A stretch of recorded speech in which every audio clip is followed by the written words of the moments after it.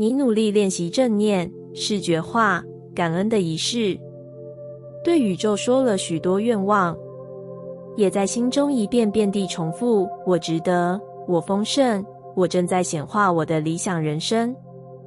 但内心深处却总有个声音在低语：为什么我好像还是没有前进？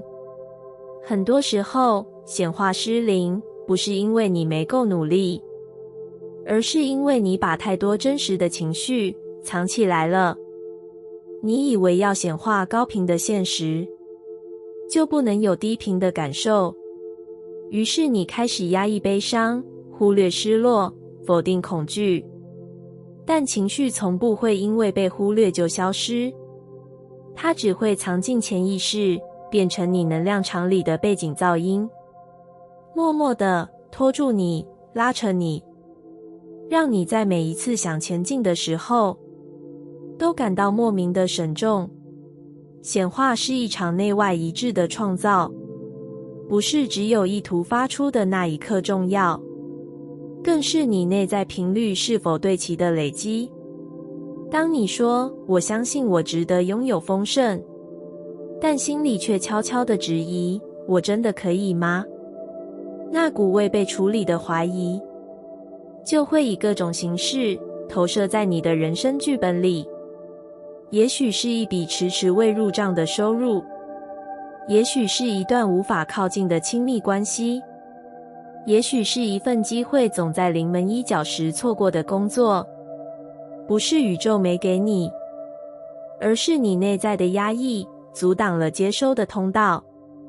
情绪不是你显化路上的绊脚石，它其实是你最真实的导航。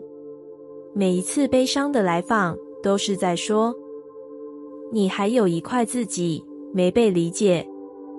每一次愤怒的燃起，都是在说，你在界限中失去了自己。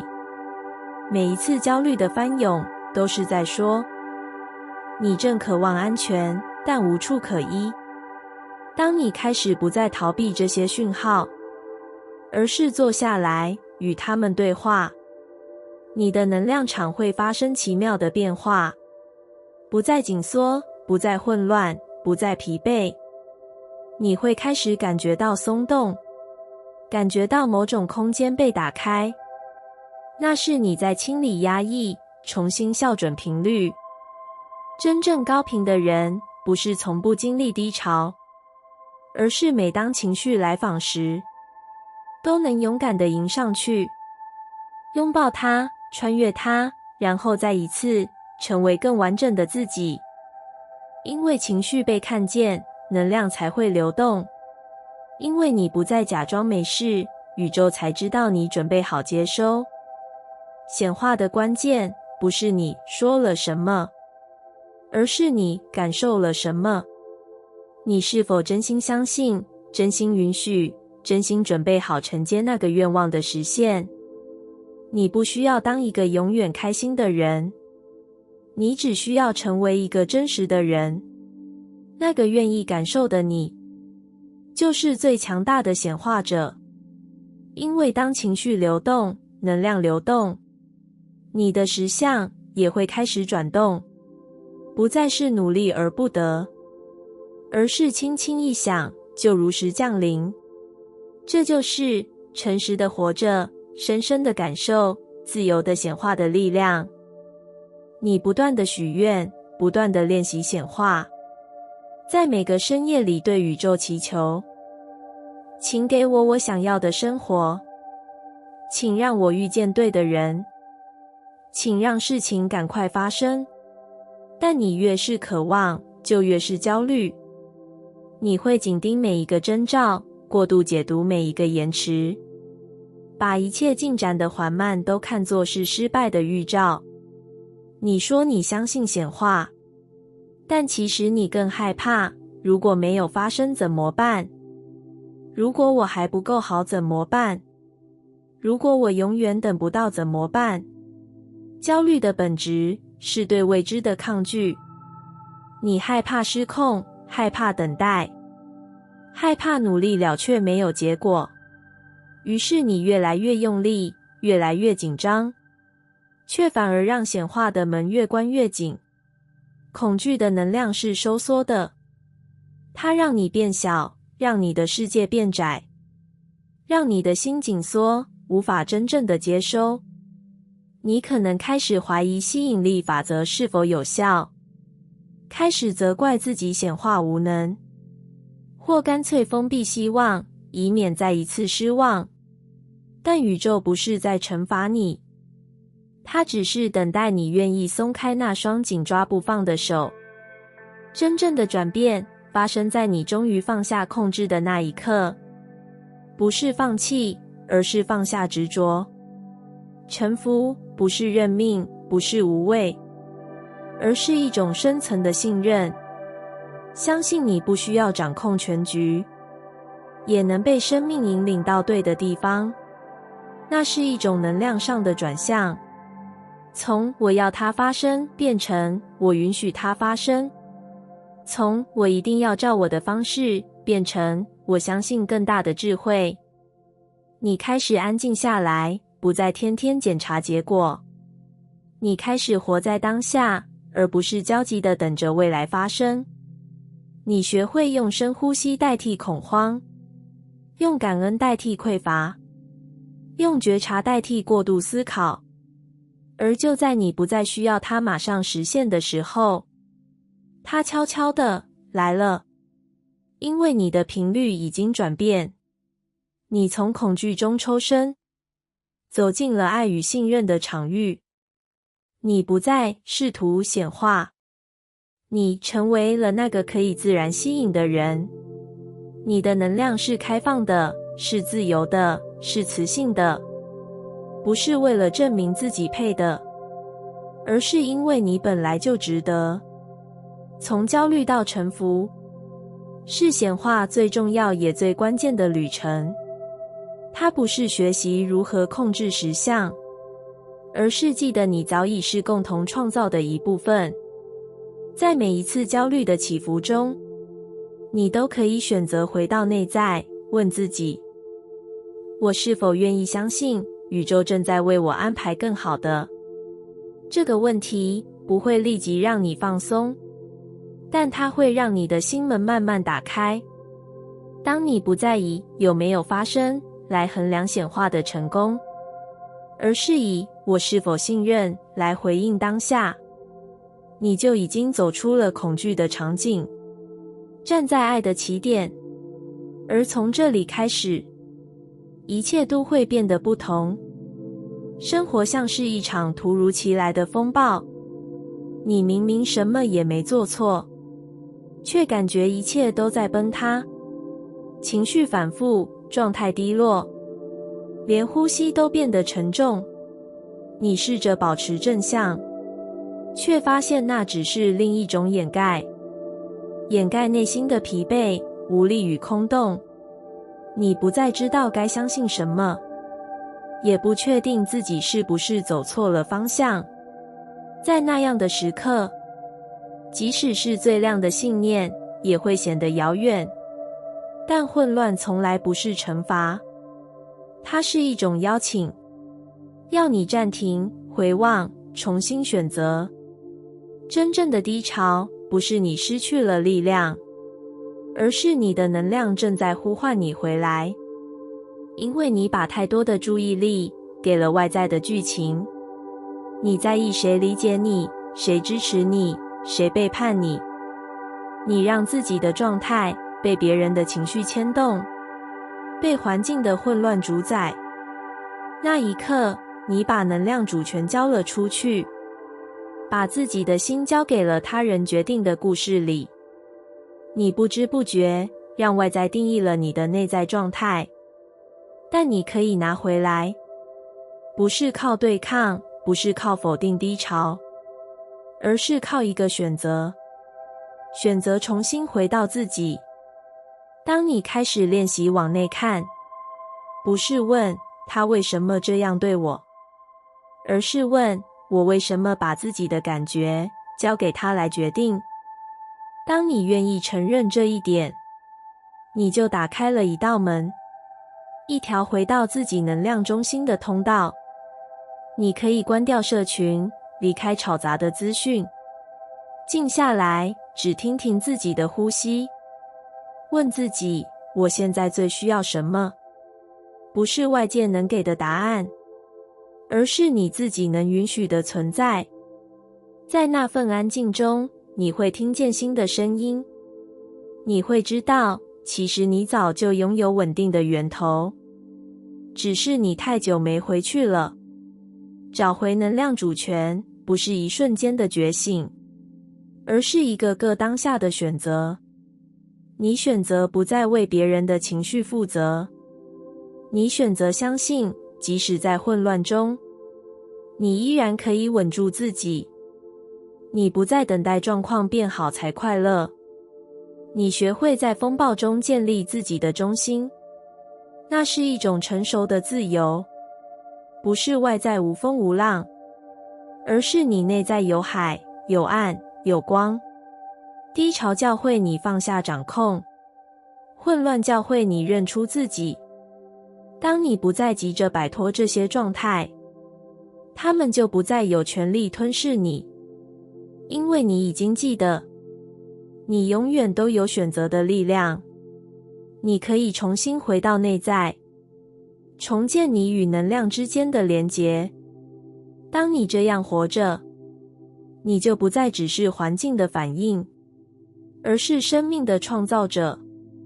你活得更慢、更深、更真，而你的能量场也会因为这份稳定，开始吸引更多与你频率一致的美好。不是因为你逃过了低潮，而是因为你在低潮里选择了成为自己的光。你曾经以为爱就是无条件的付出，你学会了忍耐、妥协、成全，学会在冲突中让步，在沉默中委屈，以为只要自己够懂事、够贴心、够温柔，就能换来一段平静稳定的关系。但你越是这样做，越发现自己越来越累，越来越空。你开始怀疑，是不是关系里注定要牺牲一些什么，才能维持那份连结？事实上，真正稳定的关系，从来不是靠牺牲来维持，而是靠两个人都愿意在爱中保有自己。当你一再让自己的感受退让，当你把对方的需求放在自己的前面太久，你不知不觉就把能量的主权交出去了。你的高频状态也就在一点一滴的压抑中渐渐耗损。关系不是修炼场，更不是战场，而是一面镜子，映照出你内在是否真的把自己放在爱里。维持高频，不是永远都开心、积极、无懈可击，而是你在每一个互动里都不背叛自己。你可以温柔，但不必讨好；你可以理解，但不必认同一切；你可以付出，但不必证明什么。那是你与自己建立清晰边界的过程，也是你能量不被消耗的开始。真正的高频，不是去满足别人，而是活在真实与平衡里。你知道什么是爱，也知道什么是不爱的伪装。你开始勇敢地表达感受，不再害怕冲突，因为你知道，真正爱你的人不会因为你做自己就离开。你学会了让情绪流动，不把压力转化为压抑，也不再为了关系的和平而失去自我。你会感觉到越来越自由，因为你不再需要装作某种模样去赢得认可。当你在关系中活得真实，你就是那道稳定的光。你的存在会自然校准关系的频率，让你吸引到同样有意识、愿意共创的人。不是谁依附谁，而是彼此支持，彼此成为更完整的自己。当你开始这样生活，你不再因爱而耗损，而是在爱中发光。你不再怀疑自己是不是太多、太敏感、太难搞，因为你知道，真正值得的连结，会让你越来越靠近自己的核心。在这样的爱里，你不再自我牺牲，你是自己，也是爱的流动本身。而这样的你，就是最高频率的你。你以为吸引力来自外表、言语或某种技巧，但真正的吸引力来自于你内在能量的平衡。那不是刻意打造的形象，而是一种自然而然的磁场，让人忍不住靠近，却又感到宁静。在我们每个人内在，都同时拥有女性能量与男性能量。女性能量是感受、直觉、流动、接纳与创造；男性能量是行动、逻辑、保护、界限与实践。这两股能量就像灵魂的阴与阳，相互呼应，互为支撑。当内在的女性能量被压抑，你可能会过度理性，与感觉脱节。你懂得如何规划、执行，却难以真正放松与信任。你渴望被照顾，却又害怕依赖。你看似独立，其实内心渴望柔软的连结。而当男性能量过度或失衡，你可能一再陷入过度控制与疲惫的循环，总觉得要靠自己努力撑起一切，无法停下，也不敢脆弱。反之，若女性能量过剩，男性能量微弱，你也可能迷失在感受里，缺乏实践与行动的力量。你想了很多，感觉了很多，却迟迟无法踏出那一步。真正的吸引力是这两种能量的和谐共舞。当你内在的女性能量被允许绽放，你自然流动，温柔而直觉，懂得倾听自己，也能安住当下。你不需要装得坚强，因为你的柔软本身就是力量。当你内在的男性能量稳定发挥，你敢于行动，设下界限，承担选择。你让感受不只是停留在心里，而是能被落实、被实践。这样的你，有深度的稳定，也有灵性的扩展。你能接收，也能创造；你能臣服，也能引导。在这样的内在整合中，你会自然吸引那些与你频率共振的人，不是依附，不是补足彼此的缺口，而是两个完整的人，在爱里自由流动。你不再需要透过关系来找回自我，因为你已经在自己体内找回了平衡。你能够温柔的接纳，也能勇敢的说不。你能够静静的等待，也能坚定的前行。当你的内在阴阳共存，你整个人会闪耀出一种深层的自信。那不是张扬的炫目，而是一种无声的磁性，一种能量的稳定感，让人安心，也让人敬重。这样的你，不需要取悦，不需要竞争，你只是做自己，就足够吸引。因为你已经与自己的核心对齐，与宇宙的创造力量对齐。